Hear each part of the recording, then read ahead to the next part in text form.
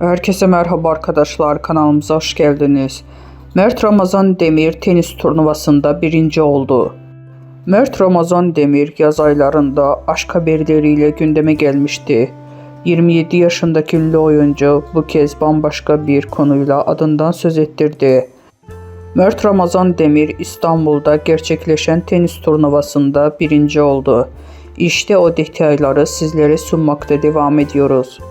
Son olarak Yalı Çapkını dizisinden rol alan Mert Ramazan Demir, oyunculuk kariyerine yanı sıra özel hayatı ve sosyal medya paylaşımlarıyla da adından söz ettiriyor.